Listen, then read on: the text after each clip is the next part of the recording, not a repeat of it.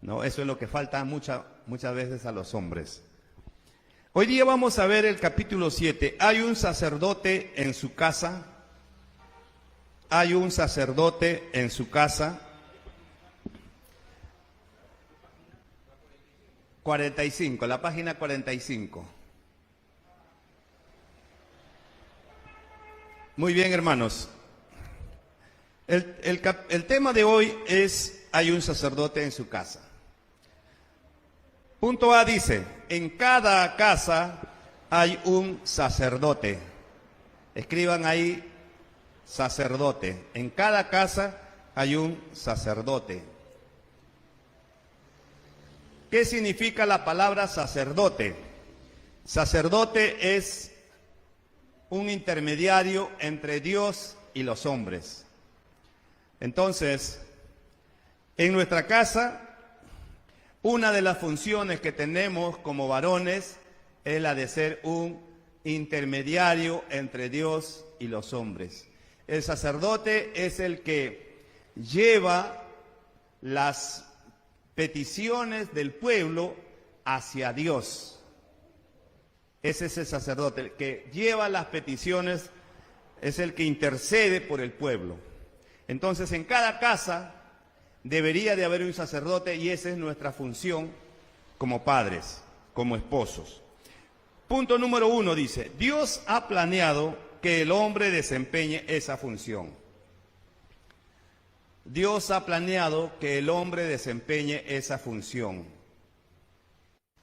Como ustedes a través de la historia han observado, en la gran mayoría de culturas del mundo, lo que hay son sacerdotes, no sacerdotas. ¿Se han dado cuenta ustedes? Aquí en el Perú mismo, los chamanes, no hay mujeres chamanes, ¿no? Y en el África también igual, siempre es un sacerdote. En el África me hace recordar las películas de Tarzán, al lado del jefe siempre está el sacerdote, ¿no? Y muy parecido también en el pueblo de Israel, al lado del rey estaba el sacerdote o el profeta, ¿no? Ahora, nosotros como esposos somos llamados a desempeñar esa función. Dice, punto 2, sea que estudie la Biblia o no, todo hombre es un sacerdote. Sea que estudie la Biblia o no, todo hombre es un sacerdote. Sea que estudie la Biblia o no, todo hombre es un sacerdote. El ser sacerdote es un oficio, no es una profesión. Es un oficio, no es una profesión. ¿A qué nos referimos con eso? Oficio significa, es una función, es una función. Por eso dice, sea que estudie la Biblia o no, nosotros somos los sacerdotes de nuestra casa. Y por eso tenemos que orar por nuestra familia, por nuestra esposa, por nuestros hijos. Tenemos que presentar delante de Dios nuestra familia. Esa es nuestra función como sacerdotes. Hoy día, lamentablemente, en la gran mayoría de hogares, quien ora por la familia son las mujeres y no los hombres, ¿no? Las sacerdotisas. Pero eso no es el orden de Dios. Dios estableció sacerdotes y por eso es nuestra función presentar a Dios nuestra familia. Punto 3 dice, el oficio del sacerdote es ministrar. El oficio del sacerdote es ministrar. Éxodo 28:1 dice, harás llegar delante de ti a Aarón tu hermano y a sus hijos consigo para que sean mis sacerdotes. Ministrar. ¿Qué es ministrar? A ver ustedes que son inteligentes, ¿qué es ministrar? ¿Ah? Orar, muy bien, ¿qué más? ¿Qué es ministrar?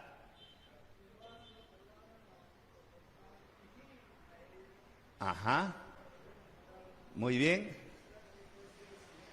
Enseñar también. ¿Qué más?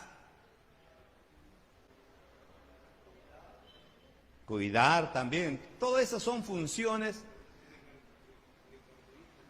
Redarguir, claro.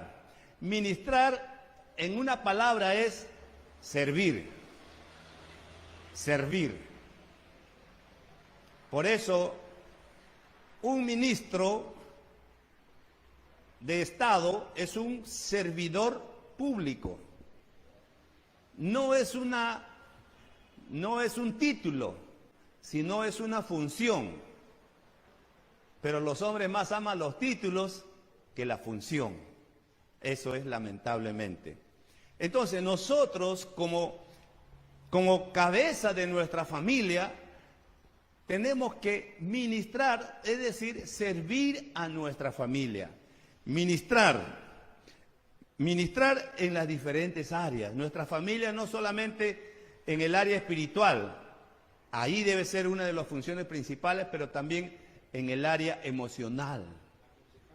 Aconsejar también, ¿no? En el área emocional, en el área del conocimiento a través del consejo, ¿no? La enseñanza. Eso es ministrar. Entonces, el sacerdote enseñaba al pueblo. También el sacerdote presentaba delante de Dios al pueblo. Punto 4 dice, un hombre debe ministrar a su esposa y a sus hijos. Un hombre debe ministrar a su esposa y a sus hijos. Efesios 5, 25 al 29 dice, maridos, amad a vuestras mujeres como Cristo amó a la iglesia y se entregó a sí mismo por ellas. Maridos, amad a vuestras mujeres como Cristo amó a la iglesia y se entregó a sí mismo por ellas. Dice que nosotros tenemos que ministrar a nuestra esposa y a nuestros hijos. Ministrar a nuestra esposa y a nuestros hijos.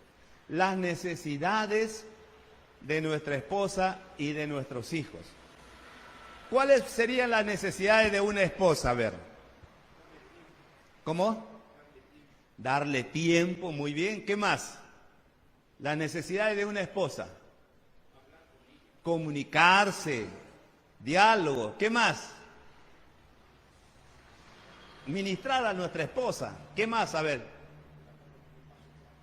Claro, con delicadeza, ¿no? La parte emocional, un elogio, un halago, un gracias, una palabra de cariño, de amor. Eso necesita nuestra esposa. Un reconocimiento.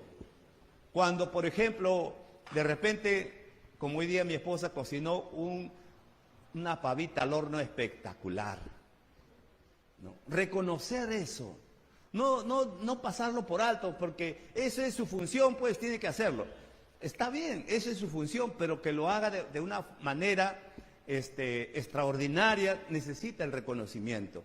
Igual cuando tú llegas del trabajo y tu jefe te reconoce por el buen trabajo que has hecho, eso te levanta el ánimo y tú quieres hacerlo otra vez mejor, ¿sí o no? Reconocimiento. Igual manera con nuestros hijos, lamentablemente nosotros muchas veces a nuestros hijos solo lo criticamos, lo corregimos, le llamamos la atención, lo disciplinamos, pero la otra parte nos olvidamos. También reconocer sus logros, también darle afecto, ¿no? Una palabra de aliento, de ánimo, un reconocimiento por un buen comportamiento.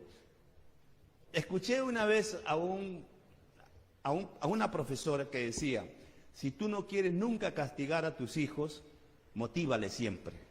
El motivo puede hacer más que un castigo.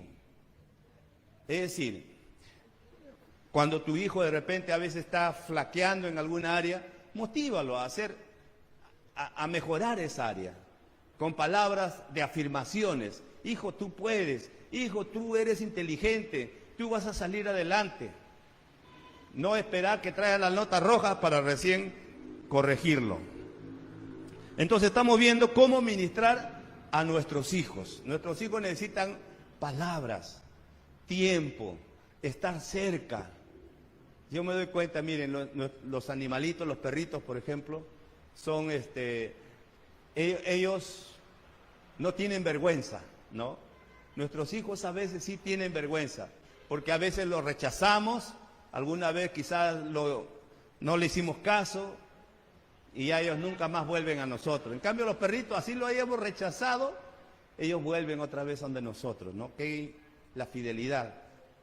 Y ellos no tienen vergüenza de pedirnos cariño.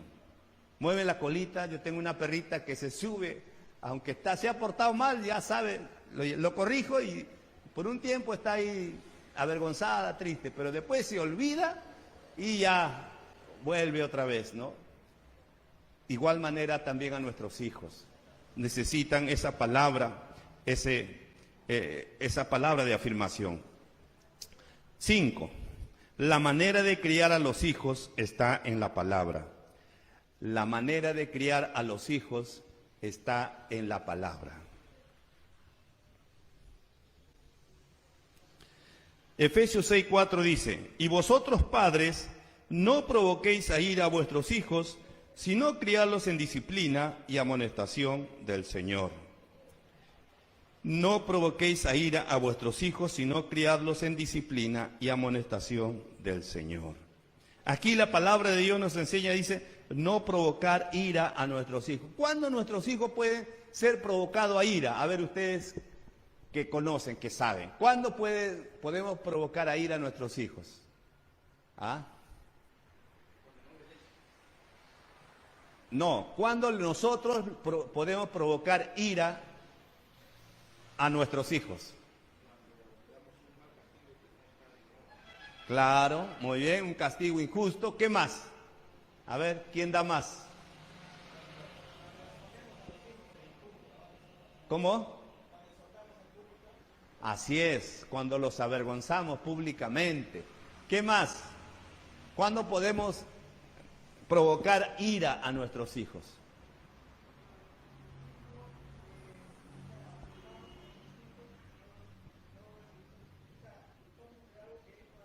Culpamos de algo. Disculpa, claro. Muy bien. Exactamente, ¿no? ¿Cuándo más podemos provocar a ira a nuestros hijos? Eso, cuando prometes y no cumples, ¿no? Cuando le mientes. Eso, ¿no? Entonces, miren, la palabra de Dios dice que no debemos provocar ira a nuestros hijos, ¿no? Evitar eso. Muchas veces nosotros muy fácilmente mentimos, engañamos, faltamos a nuestra palabra, ¿no? De repente a tu hijo le has prometido, ya hijo, el día sábado nos vamos de paseo, vamos a pasearnos al parque. Pero el día sábado vienen tus amigos y te dicen, oye, vamos a jugar pelota. Ya, pues vámonos, papá, y íbamos a ir al parque. Ya la otra semana vamos. Y así nomás, ¿no? Ni siquiera le pedimos perdón, disculpa mi hijo, mira que hay esto, no. ¿Qué estamos demostrando a nuestros hijos con eso? Que más importante que nuestros hijos son ¿quiénes? Los amigos. Así es. Porque estamos prefiriendo a los amigos antes que a los hijos. Entonces eso les provoca ira, pues. Resentimiento. Claro, se resienten nuestros hijos. Y después todavía están con la cara larga y todavía encima, ¿y por qué están así? ¿No? Y encima lo castigamos a veces, ¿no? Wow. Entonces miren, recuerden, es nuestra función de sacerdote en la casa, es muy importante. Nunca olvidemos eso. Punto 6. Las directivas para el ministerio están en la Biblia. Las directivas para el ministerio están en la Biblia. Segunda de Timoteo 3, 16 y 17. Dice la palabra de Dios: toda escritura es inspirada por Dios y útil para enseñar, para redarguir, para corregir, para instruir en justicia, a fin de que el hombre de Dios sea perfecto, enteramente preparado para toda buena obra. Dice, la escritura es inspirada por Dios y útil para enseñar, redarguir, corregir, instruir en justicia. Aquí están las directivas, la dirección de cómo podemos nosotros ministrar, es con la palabra de Dios. Para eso necesitamos conocer la palabra de Dios, llenarnos con la palabra de Dios. Hermanos, cuando nosotros nos llenamos de la palabra de Dios, cuando nosotros vamos a conversar, vamos a hablar o vamos a corregir a nuestros hijos, debe salir la palabra de Dios. Hijo, la palabra de Dios dice esto. La palabra de Dios dice esto, ¿no? Porque todo está en la palabra de Dios. Punto B. El sacerdote de la casa debe orar por su esposa. La oración produce intimidad. El sacerdote de la casa debe orar por su esposa. La oración produce intimidad. La Biblia dice que cuando nosotros nos casamos, llegamos a ser una sola carne. ¿Qué significa una sola carne? Ser íntimos. La intimidad más elevada, miren, hay 3 niveles de intimidad. Hay 3 niveles. La más baja es la intimidad sexual. Esa es la animal. Los animales también tienen relaciones sexuales.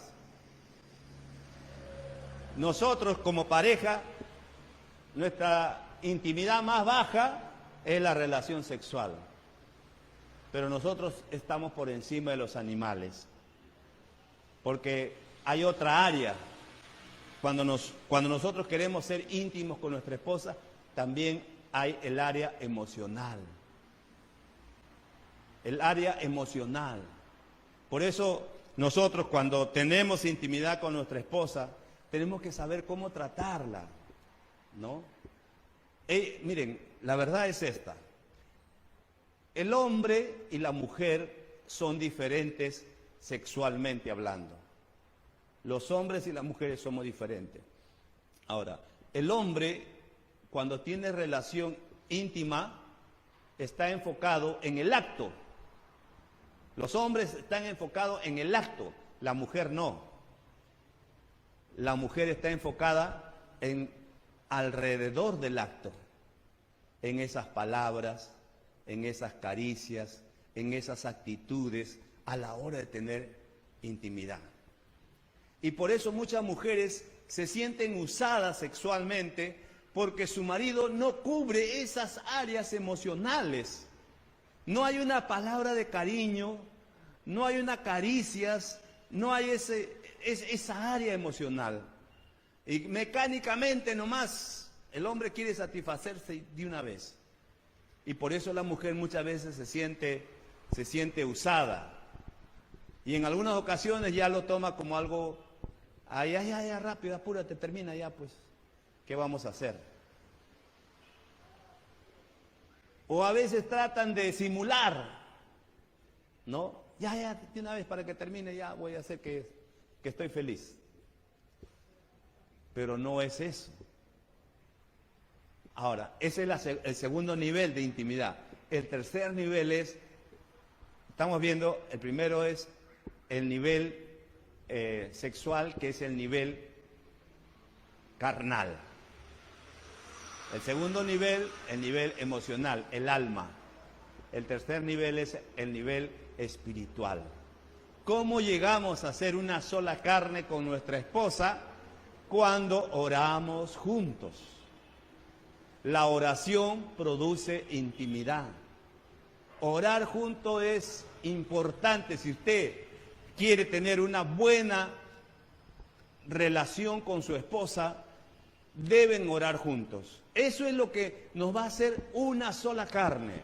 Vamos a llegar a ser en los 3 niveles uno solo. Vamos a estudiar un poquito más. Punto número 1 dice: llegas a intimar con aquel al cual oras. Éxodo 33:11. Y hablaba Jehová a Moisés cara a cara, como habla cualquiera con su compañero. Llegas a intimar con aquel al cual oras. Nosotros llegamos a tener intimidad con Dios cuando oramos a Dios. Conocemos el corazón de Dios y Dios también conoce nuestro corazón. ¿no? O sea, la oración produce intimidad. Cuanto más oramos, más vamos a conocer el corazón de Dios. Por eso, hermanos, la oración no es un pliego de reclamo. La oración no es un pliego de reclamo. Muchas veces nosotros pensamos que orar es reclamarle todo lo que necesitamos. Señor, necesito esto, necesito esto, necesito esto, necesito esto. Y eso no es orar. Orar es tener intimidad con Dios, conocer su corazón y también que Él conozca nuestro corazón. Ese es el nivel más alto de intimidad. Punto 2. Llegamos a tener intimidad con aquel por quien oras. Con aquel por quien oras. Es decir, cuando nosotros oramos por alguien, llegamos a tener intimidad con esa persona también. Eso es lo que se llama empatía, ¿no? Ponernos en el lugar de la otra persona, interceder a favor de la otra persona. Llegamos a tener intimidad, a conocer. Muchas veces nos ha pasado que cuando uno está orando por la otra persona, a veces hasta nos quebrantamos, ¿no? ¿Por qué? Porque llegamos a tener intimidad con esa persona por quien estamos orando. Y si nosotros oramos por nuestra esposa, entonces nuestro corazón se va a unir más. Muchos problemas se podrían solucionar si nosotros como pareja llegamos a tener intimidad espiritual. Muchas cosas. Las otras cosas van a pasar a un segundo plano. No estoy diciendo que no sirvan, sino que no va a ser la cosa más importante. Pero cuando nosotros intercedemos por nuestra esposa, por eso hay que saber orar también.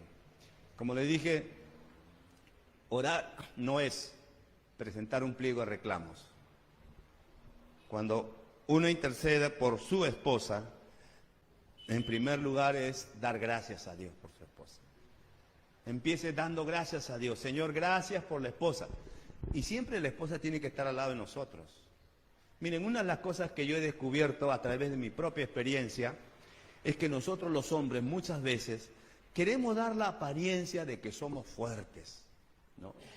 Que somos invencibles, nadie nos va a doblegar, que somos exitosos. Y casi nunca expresamos nuestros sentimientos. No compartimos con nadie, ni siquiera con nuestra esposa.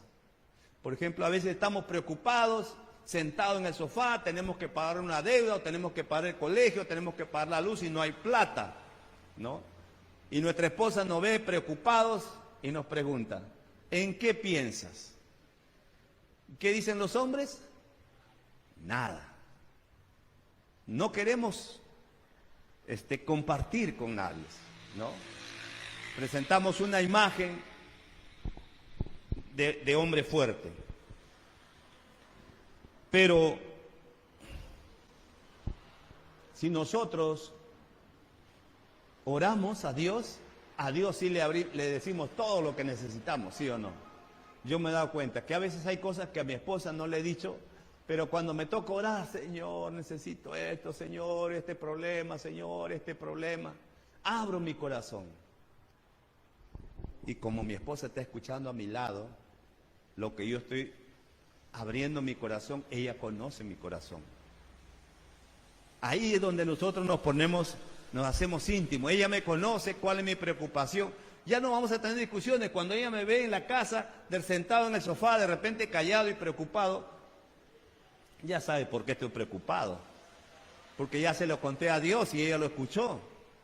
Pero si yo nunca le digo, si yo oro, pero ella no está a mi lado, no va a enterarse.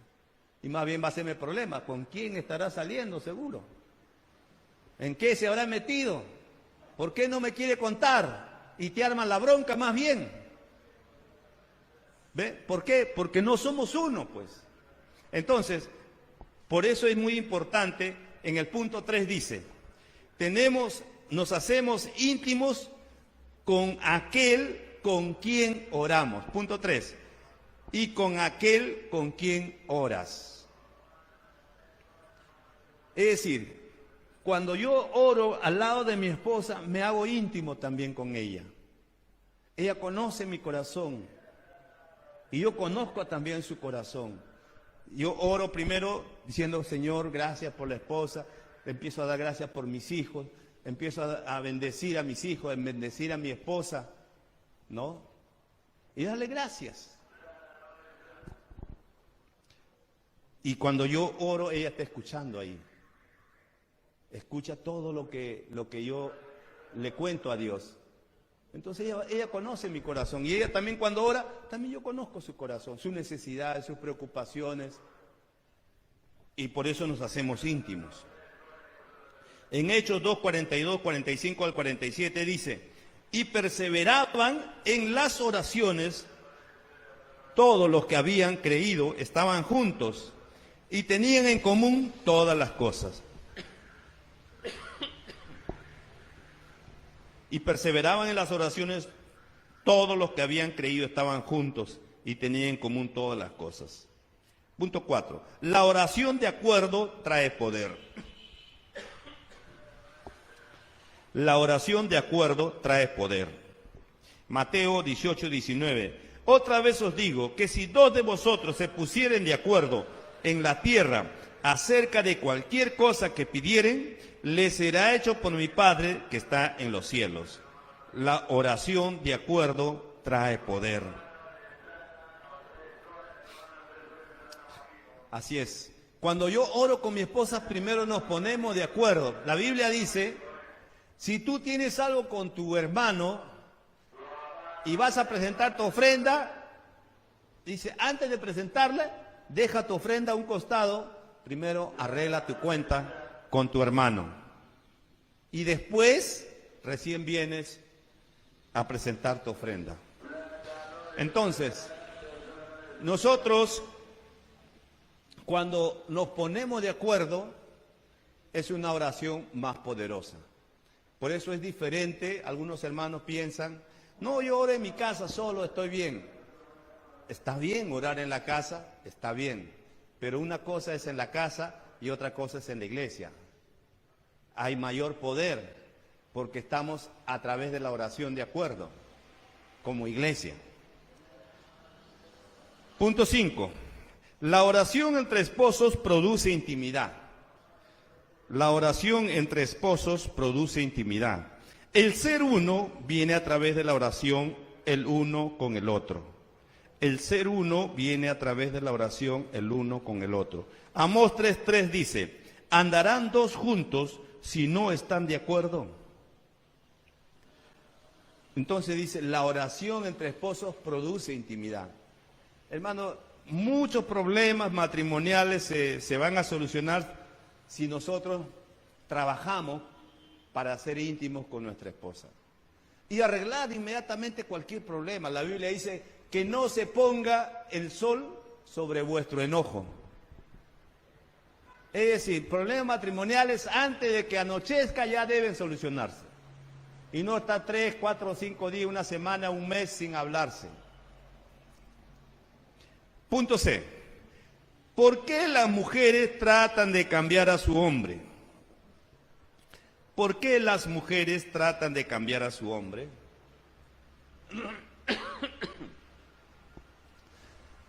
¿Se han dado cuenta que muchas mujeres tratan de que los hombres cambien? ¿No? Es verdad, ¿no? Nos están corrigiendo a cada instante. Eso no te queda, ponte esto, ¿no? No hables esto, no digas esto, compórtate de esta manera. Dice punto número 1, muchas mujeres quieren hacer a su hombre conforme a su propia idea acerca de cómo debe ser él. Muchas mujeres quieren hacer a su hombre conforme a su propia idea acerca de cómo debe ser él, porque no ven la imagen de Dios en ellos. Porque no ven la imagen de Dios en ellos, en lugar de dejar que Dios lo cree a su propia imagen. En lugar de dejar que Dios lo cree a su propia imagen. Ejemplos, 2 Samuel 6, 20 al 23, Mical y David. Aquí nosotros vemos una situación, ¿no? David estaba muy contento, feliz, de que el arca del Señor regrese a su pueblo. Y se puso a danzar, dice, ¿no? Y su esposa lo criticaba, ¿no? Quería cambiarlo. Así no, un rey no se comporta de esa manera. Y así es lo que las mujeres también a veces tratan de cambiarnos a nosotros. Pero no lo hacen con malas intenciones, con buena intención. Pero vamos a entender por qué también ocurre eso, ¿no? El hombre, la imagen del hombre, de sus sueños, está impregnada en el corazón de la mujer, del primer hombre. ¿De dónde salió Eva? De Adán. Ese Adán sin pecado. Ese Adán, imagen y semejanza de Dios. Con esa imagen es que se ha quedado la mujer. Y ese es su sueño. Algún día conocer un hombre así como ese primer Adán. De ahí nace, por ejemplo, esa forma de pensar, el príncipe azul, ¿no? La mujer fue creada para que nosotros la tratemos, como dice la Biblia, como vaso más frágil, para que la administremos. No la entendamos porque va a ser difícil entender, casi imposible, pero por lo menos que la amemos. Eso es lo que nos dice la palabra de Dios, que la amemos. Y a la mujer le dice, respeta a tu marido. Son dos valores importantes, tanto para el hombre como para la mujer. Para el hombre es muy importante ser respetado. Y para la mujer es muy importante sentirse amada. Sentirse amada. Por eso, en esas dos áreas nos ministramos ambos. La mujer ministra al hombre mostrándole respeto. Y el hombre ministra a la mujer amándola. Por encima de sus debilidades, por encima de sus errores, amándola. Punto 2. Ninguna mujer podrá traer a un hombre a Dios. Ninguna mujer podrá traer a un hombre a Dios.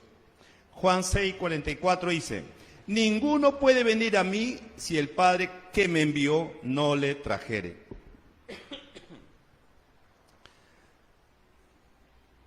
Cuando una mujer se convierte a Cristo, esa mujer va a hacer todo lo posible para que su esposo también se convierta a Cristo. Ahí viene el error de la mujer. Ahí viene, porque a veces se ponen tan ansiosas por querer que su marido se convierta a Cristo. Y hace todo lo posible. Primero lo invita a la iglesia. Como a él no le interesa, no va a la iglesia. Y si no puede traerlo a la iglesia, entonces lleva los mensajes, escucha ahí incircunciso, para que su marido cambie, ¿no? Empieza a criticarlo, mundano, esa cosa no, ese es pecado, esa cosa no se hace. Y empieza a criticarlo, peores, ese no es la manera. Ella está trabajando en contra suya más bien, ¿no? En lugar de solamente de empezar a orar para que Dios sea quien obre en el hombre. Como dice aquí, ninguna mujer podrá traer a un hombre a Dios, a menos que Dios sea quien lo haga. Como dice en Juan 6:44, ninguno puede venir a mí si el Padre que me envió no le trajere. ¿Quién es el que va a traer al hombre a Dios? Es el Espíritu Santo. Punto 3. El hombre puede cambiar hábitos por complacer a su esposa, solo Dios puede cambiar su naturaleza. El hombre puede cambiar hábitos por complacer a su esposa, solo Dios puede cambiar su naturaleza. Algunos hombres se cansan de que su mujer quiera cambiarlo. Para que no dé problema, viene a la iglesia. pero no se convierte. Se convierte en una persona religiosa. Nada más. Aprende las costumbres, el lenguaje, el modelo, pero su corazón no ha cambiado. No. Dice, un hombre puede cambiar hábitos por complacer a su esposa. Solo Dios puede cambiar su naturaleza. A menos que Dios toque el corazón del hombre, ese hombre va a cambiar. En 2 Corintios 5:17 dice, de modo que si alguno está en Cristo, nueva criatura es, las cosas viejas pasaron, he aquí que todas son hechas nuevas. Ese es el problema. Después tenemos hombres en la iglesia, pero que no son convertidos. No, asisten solamente para que su mujer no le cause problemas. Y esos hombres muchas veces después causan problemas en la iglesia, porque su corazón no ha cambiado su corazón. A menos que Dios los toque, por lo menos en la iglesia, ese hombre va a cambiar. Punto 4, consejos claves. Consejos claves. A, perdona a tu esposa. El perdón libera, la falta de este ata. Perdona a tu esposa, el perdón libera, la falta de este ata. Colosenses 3:13 dice, soportaos unos a otros y perdonaos unos a otros. Si alguno tuviere queja contra otro, de la manera que Cristo os perdonó, así también hacedlo vosotros. Soportaos unos a otros. Entonces, tenemos que perdonar a nuestra esposa, si es que es el caso que nos ha tocado, ¿no? Perdonar a nuestra esposa, entenderla cuál es su deseo y sobrellevar las cargas. Un hombre y una mujer piensan de manera diferente, no son iguales. Tienen distintas maneras de pensar. Entendernos, sobrellevando su carga. Segundo punto, A, B, ámala. Ama a tu esposa. Ama a tu esposa. Ama por encima de esas actitudes muchas veces, ¿no? ¿Cuántas veces la mujer, yo me recuerdo cuando era más joven, a veces habían hermanas que se habían convertido en la iglesia y no paraban de llevarme a su casa. Pastor, vaya, lo llevo para que hable con mi marido. Y por más que uno lo evangelizaba, no pasaba nada. A menos que oramos nosotros para que su marido, Dios lo toque. Es Dios quien va a hacer la obra. No es nuestro, no somos nosotros. Punto D. Ministre a su esposa. Ministre a su esposa. ¿Qué significa ministrar? Servir. Dice, punto 1, un hombre ministra a su esposa al darle seguridad. Las mujeres necesitan saber que son únicas. Un hombre ministra a su esposa al darle seguridad. Las mujeres necesitan saber que son únicas. Así es. A nadie nos gusta la comparación. Las comparaciones son odiosas, dicen algunos. ¿Y cómo podemos nosotros ministrar, darle seguridad? Una mujer se queda tranquila si está segura. Si está segura de nuestra relación, de nuestro compromiso, ella está feliz de la vida. Y nosotros también. Hay una palabra clave para encontrar la seguridad en las relaciones, se llama confianza. La confianza es la clave. Que ambos podamos confiar. Entonces, yo tengo que darle seguridad a mi esposa. Seguridad con mis actitudes, con mis palabras, con mis prioridades. Si mi esposa me ve de repente conversando demasiado con otra hermana de la iglesia, le entra inseguridad. ¿Qué está pasando? ¿Por qué tanto conversa con la hermana? ¿O por qué tanto la hermana se acerca? Entonces hay que darle seguridad. y ellas necesitan saber que son únicas. Proverbios 31, 28 y 29 dice: su esposo la alaba con estas palabras: hay mujeres buenas en el mundo, pero tú eres la mejor de todas ellas. Hay que piropearla a nuestra esposa, ¿no? Nosotros le damos seguridad cuando constantemente hablamos, tenemos presente a nuestra esposa, ¿no? Tenemos presente a nuestra esposa. Hablamos de nuestra esposa sin tener ningún temor. Ponemos en el Facebook casado, ¿no? Algunos no ponen casado. Voy a revisar esos Facebook, ¿no? Ahí la mujer se siente segura, ¿no? A través de nuestro comportamiento. Y si la mujer se siente segura, no va a haber problema. Hay que demostrarle esa seguridad. Segundo punto, 2. Ore por ella y con ella desarrolle su intimidad. Ore por ella y con ella. Ore por ella y con ella. Hay que orar a Dios por nuestra esposa. Nuevamente, no como un pliego de reclamos, sino agradecidos a Dios. Señor, gracias por mi esposa, porque ella es una excelente esposa, una buena madre. Estoy feliz de haberla conocido. Me siento contento de que esté a mi lado. Gracias por estos años, estamos juntos. Eso le da seguridad también a ella. Se siente más segura. Punto 3. Llévela de vez en cuando a comer afuera o a un hotel los dos solos. Enamórese de nuevo. Llévela de vez en cuando a comer afuera o a un hotel los dos solos. Enamórese de nuevo, ¿no?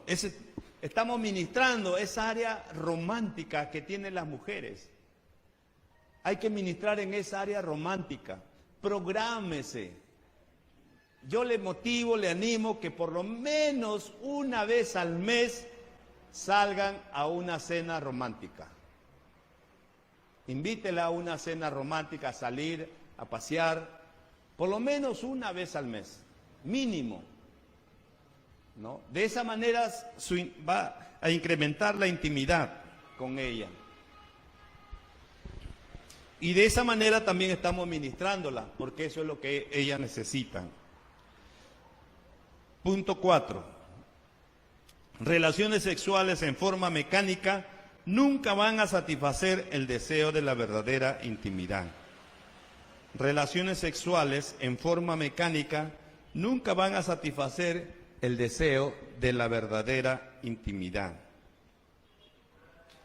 Así es, ¿no? Relaciones sexuales de manera mecánica. Es cuando llegamos nosotros y, bueno, el hombre siempre está listo, es como los Boy Scouts. El hombre siempre está listo. La mujer no. La mujer necesita tiempo de preparación. En los cursos de matrimonio nosotros siempre enseñamos, y a veces causa un poco de risa, cuando nosotros decimos que el hombre es como una cocina a gas. Lo prendes y ya está listo, preparado, caliente. La mujer no. La mujer es como una cocina a leña. Necesita tiempo para calentarse. Entonces tenemos que darle esa preparación emocional desde la mañana y preparar el ambiente adecuado. Las relaciones sexuales mecánicas es sin preparación. Algunas mujeres incluso no quieren ni tener relaciones sexuales, porque para ellas a veces es un suplicio tener relaciones sexuales con su esposo. Se sienten usadas, se sienten violadas, se sienten que no las valoran, que no la aprecian, no se sienten amadas, porque su marido es lo que demuestra. Él solamente quiere satisfacerse a sí mismo nada más. Pero la relación sexual es para que ambos podamos disfrutarlo. Los dos debemos de disfrutar. Es pensar en la otra persona, no solamente pensar en mí. Punto 5. Confesar incertidumbre acerca de tu cónyuge descompone toda la relación matrimonial. Confesar incertidumbre acerca de tu cónyuge descompone toda la relación matrimonial.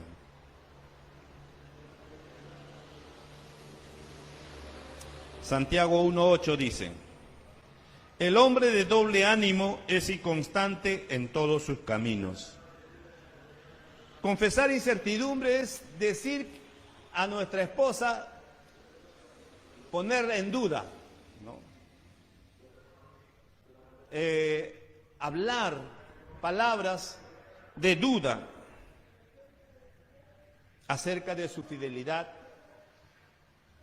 de su compromiso. Eso malogra, descompone, dice, la relación matrimonial. Por eso que hay hogares donde solamente todo es tensión. No hay un ambiente de amor, de cariño, de afecto en ese hogar, en esa familia.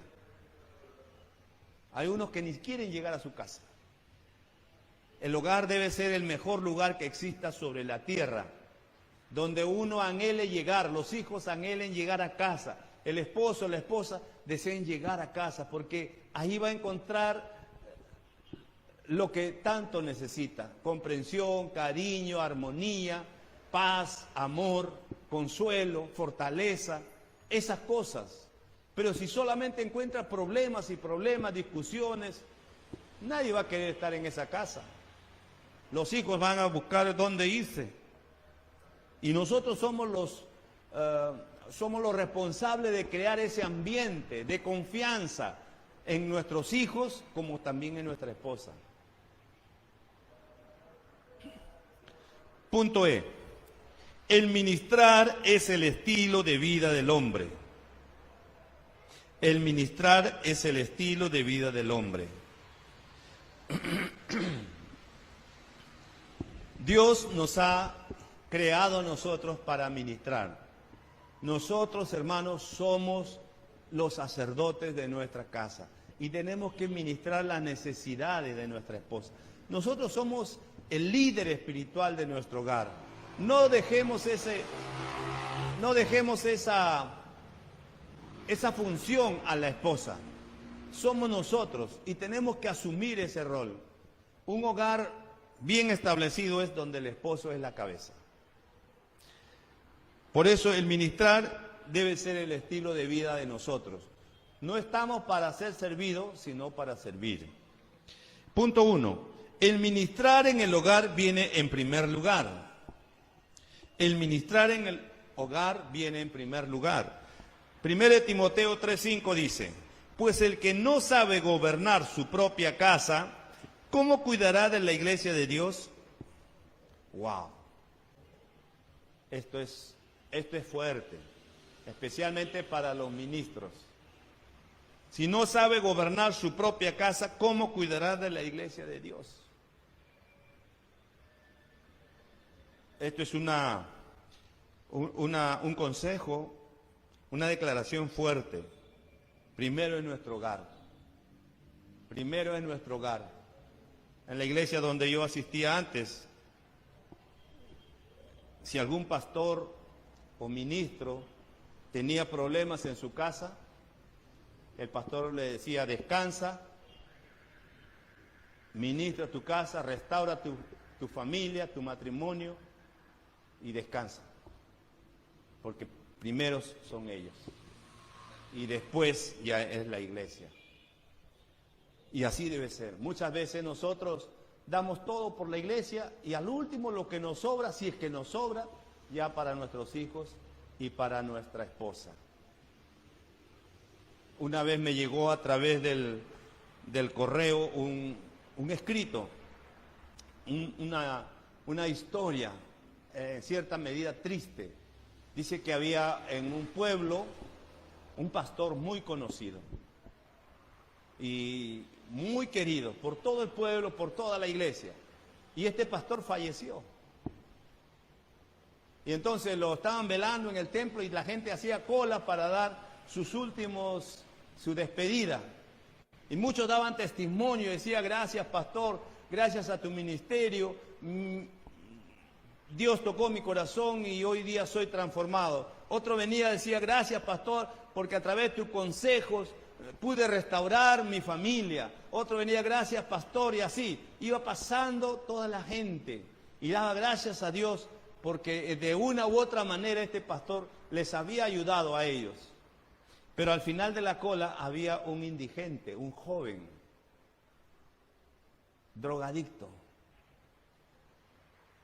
y estaba haciendo cola también para despedirse del pastor. Y cuando le tocó a él lugar, él solo dijo estas palabras: ahora sé, papá, dónde estabas cuando más te necesitaba. ¿No? Qué duro es dar la vida por los demás, pero no por nuestros hijos.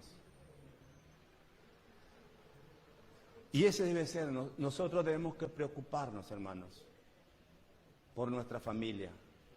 Muchos hijos no quieren servir a Dios, muchos hijos no quieren ir a la iglesia de Dios, porque no ven en nosotros buenos ejemplos. No quieren servir a Dios porque no ven que Dios sea efectivo en el hogar. No. Por eso cuando nos reunimos con mi familia, con mis hijas, mi esposa, cuando eran más pequeñas, eran adolescentes, yo les decía, vamos a dar gracias a Dios. Y les contaba mi testimonio de dónde Dios me había sacado. Todas las cosas, las vicisitudes de la vida, cómo Dios nos había transformado. Y ahora tenemos la familia que tenemos, decimos, gracias Señor. Tú has transformado ese destino que estaba para lo peor, ahora lo has transformado en algo bueno. Entonces mis hijas daban gracias a Dios. Y ellas querían servir a ese Dios que tanta bendición nos había causado. Pero muchas veces, también a veces como pastores, nosotros nos olvidamos de nuestros hijos. Y no ministramos una necesidad, preferimos incluso a otros, hijos de otros, y no nuestros propios hijos. Es muy importante por eso, hermanos, ministrar la vida de nuestros hijos. Punto 2. Los hombres no poseen nada, son solo mayordomos. Los hombres no poseen nada, son solo mayordomos. Así es. Nosotros somos mayordomos y algún día vamos a tener que rendir cuenta a Dios. Vamos a tener que rendir cuenta. Y Dios no nos va a preguntar, lo primero que Dios nos va a preguntar no es cuántas personas evangelizaste, cuántas iglesias pastoreaste. Lo primero que nos va a preguntar Dios es, ¿dónde está tu familia?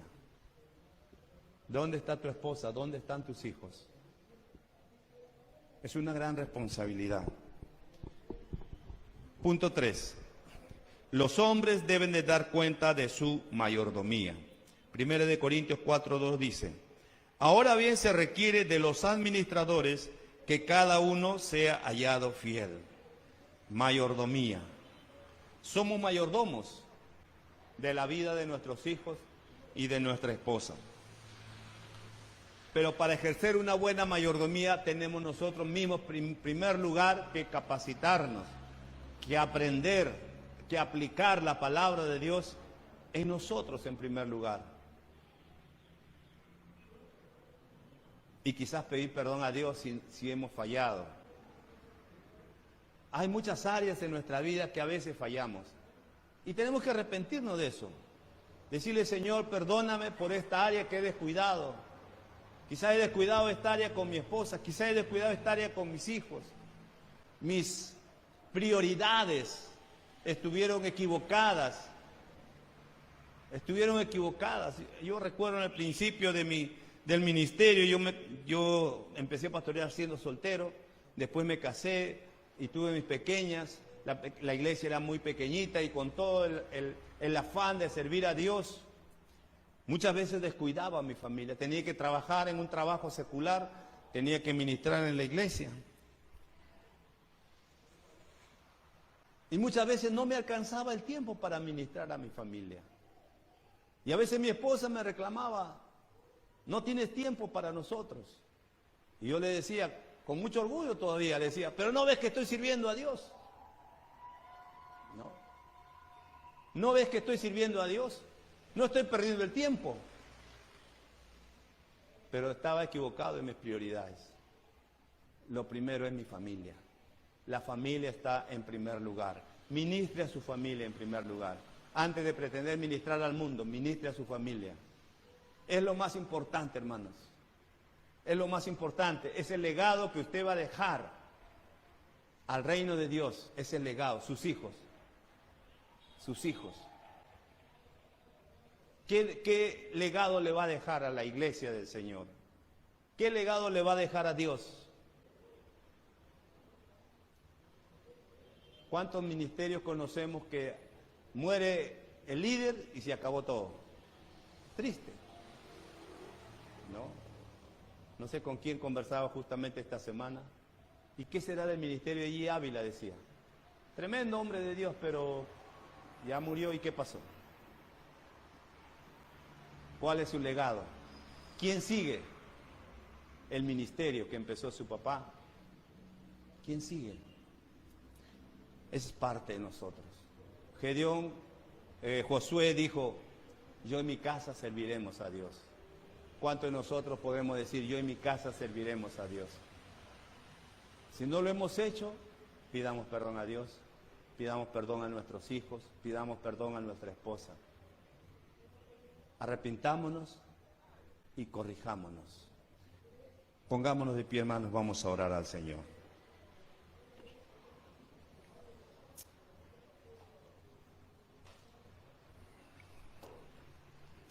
Padre nuestro, te damos gracias por esta lección, Señor, que has traído en esta noche.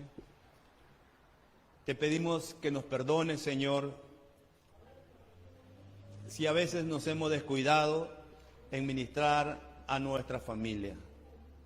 Perdónanos, Señor, si no hemos sabido ministrar a nuestra esposa. Oh Dios, a veces tenemos problemas y dificultades en nuestro matrimonio porque no sabemos ministrar la vida de nuestra esposa. Señor, nos arrepentimos de esos errores. Te pedimos que nos ayudes. Señor, no queremos morirnos y no dejar un reemplazo que continúe lo que empezamos. Ayúdanos, Padre. Queremos, Señor, que nuestros hijos también te sirvan. En el nombre de Jesús te damos gracias en esta noche. Amén. Gracias, Señor.